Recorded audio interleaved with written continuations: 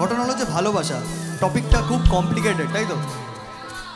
তাই তো একটা ইজি করে দিই। আমরা সবাই ভাবি না ভালোবাসলে প্রবলেমস হয়, ঝগড়া হয়, অনেক কষ্ট হয়, ছেড়ে গেলে অনেক কষ্ট হয়, সবচেয়ে বেশি কষ্ট তো ওইখানে।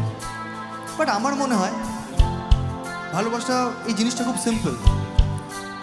একটা সিম্পল জিনিস যদি তোমরা নিজের লাইফ অ্যাপ্লাই করো, দেখবে অপোজিটের মানুষটার কোনো প্রবলেম হবে না। একটা না, দুটো জিনিস আছে। এক হলো নিজেকে ভালোবাসো, নিজেকে সবার আগে। কারণ নিজেকে ভালোবাসাটা খুব দরকার। তুমি অপোজিটের মানুষটাকে তখনই ভালোবাসতে পারবে যখন তুমি নিজেকে ভালোবাসতে শিখবে।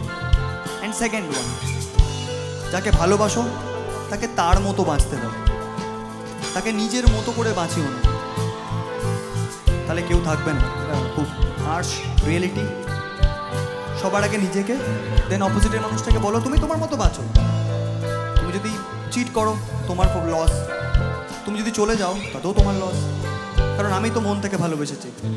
আর যদি চলে যায় তাহলে একটা কথা তো বলতেই হবে, জানো কি? তো জানো কেউ না, আমি বলছি। চাঁদের মতো মুক্তি যখন ভাসতো নয়ন জলে, আদর কইরা মুছা দিতাম তারে। ঘাটে আয়সা পাশে বৈশা জড়াইতো হে বুকে, বলবো আমি সে